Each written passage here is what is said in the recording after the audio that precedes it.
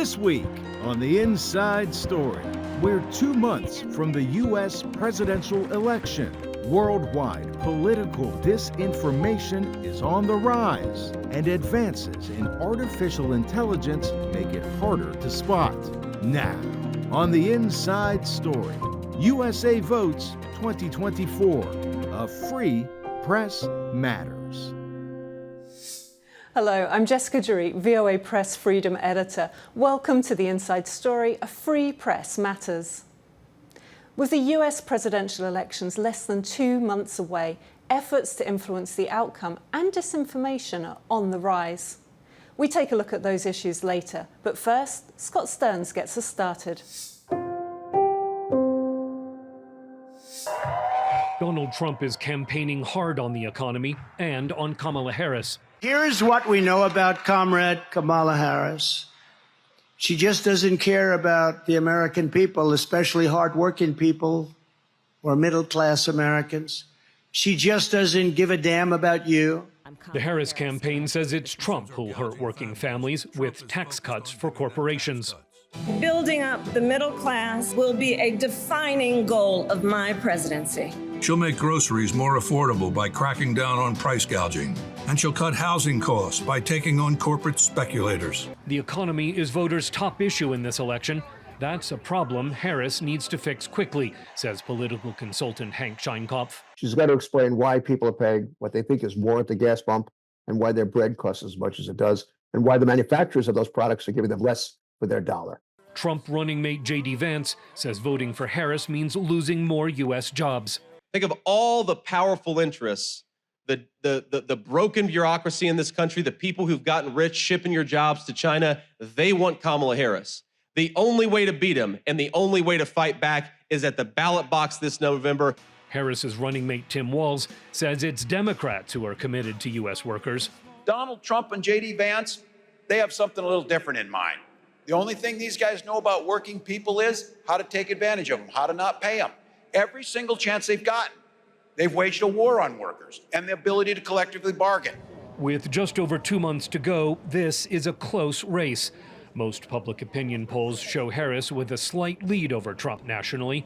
Michigan voter David Martinez backs Trump. He's true American patriot. I think that he thinks more about people that live in this country than he does himself. Everything that he does is to try to help somebody. Georgia voter Becca Rush backs Harris. You know, it's 2024, and we need some fresh blood, and we need a new brighter future. While continuing to campaign, Trump and Harris will spend much of the next week preparing for their first presidential debate next Tuesday. Scott Stearns, VOA News. With the US presidential election drawing close, analysts are seeing an increase of foreign efforts to disrupt the outcome. They say information manipulation, political violence and intimidation are on the rise. Here's Veronica Balderas Iglesias. U.S. voters are increasingly being targeted by domestic actors who spread false information ahead of the 2024 presidential election. That's according to an election vulnerabilities report by the human rights group Freedom House. People here in the United States who are percolating conspiracy theories and misleading information about politics. Some 70% of Republicans and Republican-leaning voters have been captured by the conspiracy theory that the results of the 2020 presidential election were illegitimate. Now, ahead of 2024, we've seen that narrative already emerging and dominant. There's also a rise in online intimidation and harassment of election officials, as well as political violence, the researcher notes. We've seen political candidates experiencing direct attacks, including, of course, the assassination attempt against former President Trump, hate speech and hate crimes against marginalized groups are on the rise. While the voting infrastructure itself remains protected, cyber attacks are a source of concern, Vestinson says. The most vulnerable targets are campaigns and websites that provide people with information about the voting itself. The FBI is currently investigating alleged Iranian hacking attempts against the Trump and Biden-Harris campaigns. A second report from the cybersecurity company Recorded Future finds an increase in malign influence operations by Iran, Russia, and China. They include the use of artificial intelligence to develop inauthentic articles that are then posted on fake news websites that look like mainstream media. To introduce bias within the content that has a political slant or a political leaning in a specific direction based on the corresponding government's geopolitical objectives and how those geopolitical objectives correspond to their best interests with which candidate ends up winning the election. How effective are those efforts? At this point, we have no hard data to suggest that these operations have historically actually impacted the results of the election. U.S. voters are nonetheless encouraged to remain vigilant and wary of grammatical or spelling mistakes found in the articles and website domains they come across, which could give away the impersonation attempt. Veronica Valderas Iglesias, VOA News, Washington. We turn to the ongoing war in Ukraine, where Russia has stepped up its attacks. Strikes in recent days hit a hospital, among other buildings. And late in August, a strike on a hotel killed a Reuters safety advisor. That same attack injured other journalists who used the hotel as a base. When confronted with the evidence, though, Moscow tries to deny targeting civilian sites. Here's VOA's Polygraph team with the details.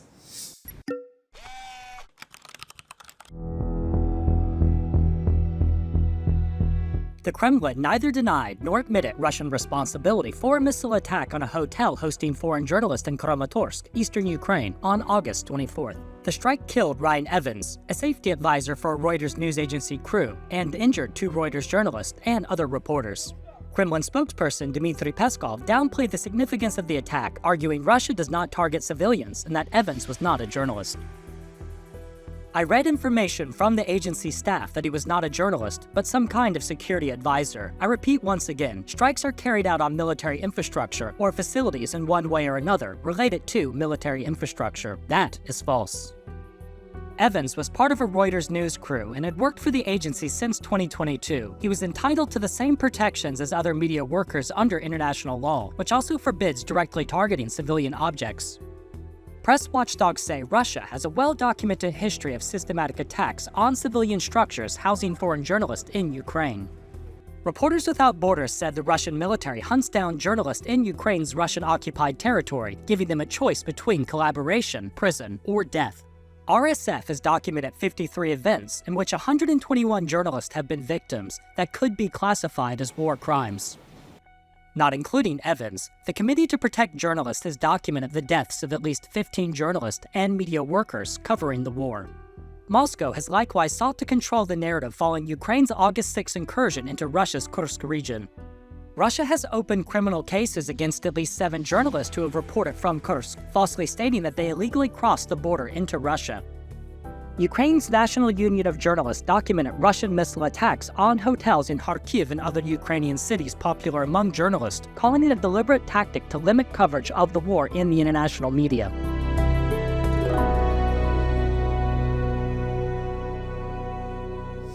In times of conflict or during the dozens of elections slated to take place this year, disinformation is escalating. And advances in technology, like AI, means it's harder to spot and stop. Scammers used AI to clone the voice of one of Ghana's best-known journalists to endorse a product. Analysts warn that same technology could be used to spread disinformation ahead of the country's elections in December.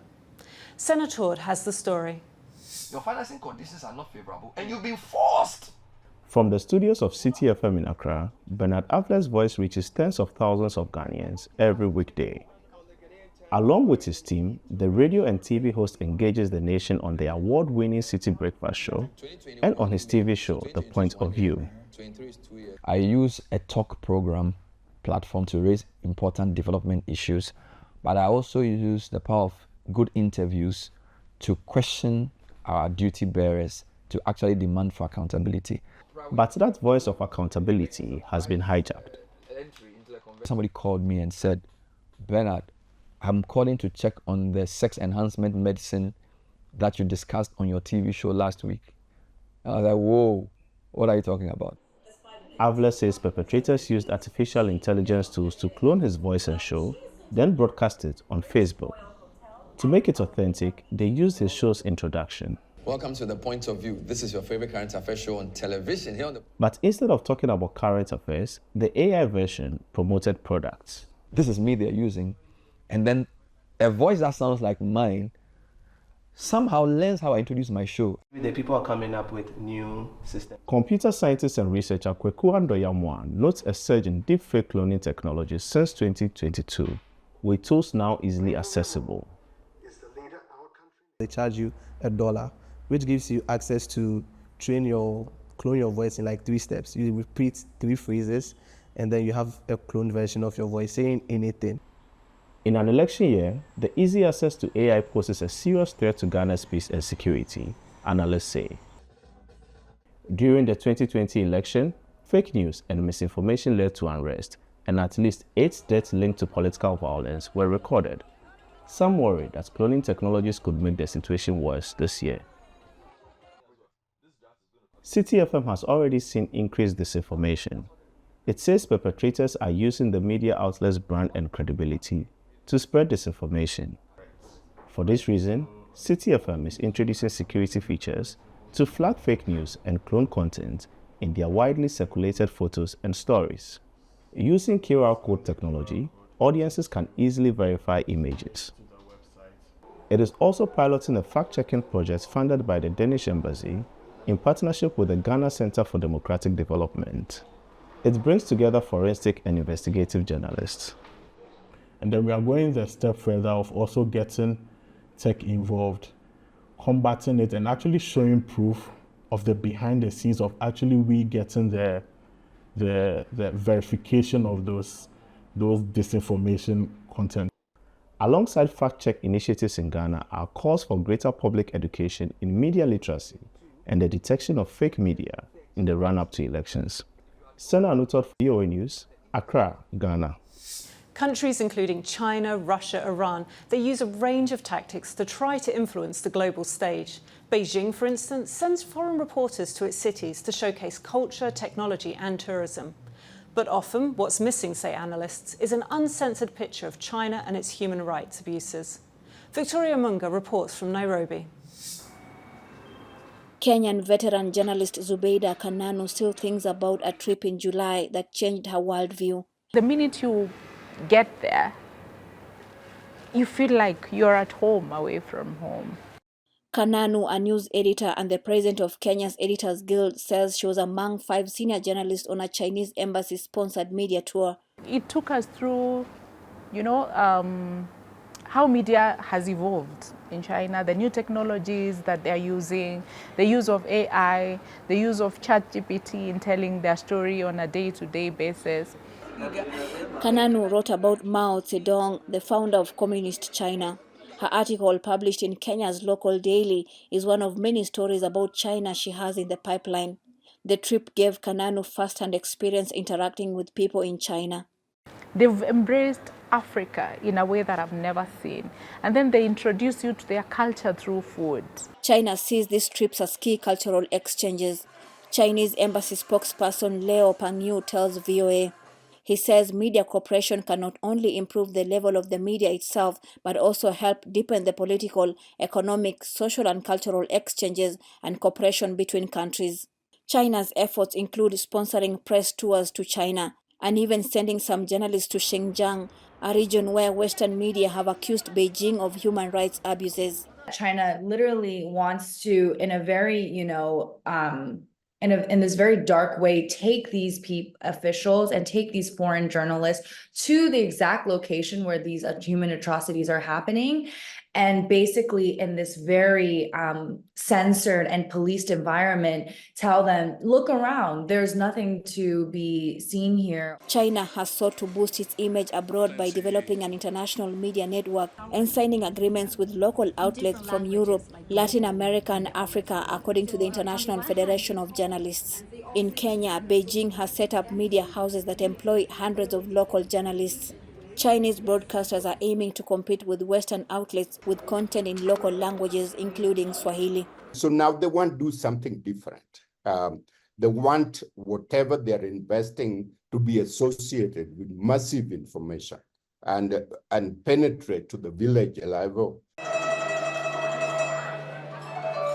While Chinese-funded large infrastructure projects have been visible examples of Beijing's influence on the continent, hosting local journalists from around the world, say experts, is a more subtle soft power approach. Victoria Amunga, VOA News, Nairobi. Experts on China's disinformation and rights records say Beijing uses these trips to try to secure positive coverage. I earlier spoke with Yachi Wang of Freedom House about what Beijing wants out of the media tours and what journalists should be aware of. Thank you for being with us, Yachi. Thank you so much for having me. China says that this is a chance to show journalists their culture, their technology. But what is the reality of these trips? What is China not showing these journalists? Well, those trips are usually very orchestrated and it's very restrictive. Journalists can't venture to talk to whoever they want. They cannot even go to another location that is not authorized by the Chinese government. So it's very, very restricted. They can only go to places that the government send them to. They can only talk to people that the government send them to talk to. China's become very restrictive recently with visas and with access to foreign media. Without having a Chinese minder on one of these trips, how easy is it if you wanted to go and speak to an everyday person in China about what's happened? It has always been very difficult, but in recent years it's getting really, really difficult. That applies to everywhere in China, and that's, as I said, applied to everywhere in China, especially in regions like Xinjiang and Tibet. In Tibet, it's just banned by law, but in Xinjiang, technically, you can still apply for a visa to get into Xinjiang. Even when you actually get into Xinjiang, you're followed everywhere. Journalists have sent pictures of themselves having cars behind their own car, having people who are, look suspicious following them wherever they go. Some of the journalists who go on them, they get to travel, they get all this access to sort of Chinese culture and new ideas presented, as presented by Beijing, and come back with positive stories. How does China typically respond to foreign negative coverage? Well, Freedom House research does show that, people who actually went, African journalists who went to China, who participate in those press tours, some did come back with a lot of positive coverage about just parroting Chinese government propaganda. Generally, I think it's to the Chinese government advantage that they did those trips and then people, foreign journalists, had positive coverage. But sometimes it doesn't always work as they wanted.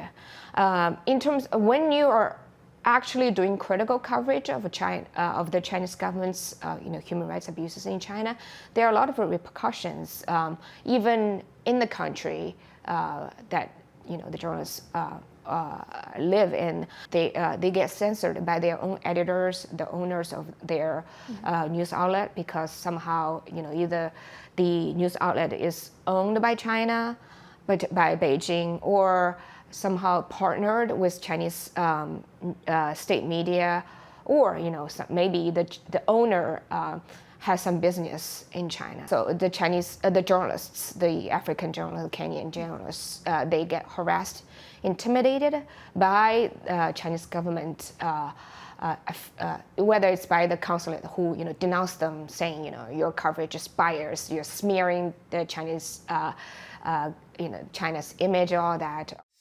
Since its full-scale invasion of Ukraine, Russia has used legislation, like its foreign agent law, to target critical media outlets. Now, former Soviet countries are replicating that law in a move that worries critics.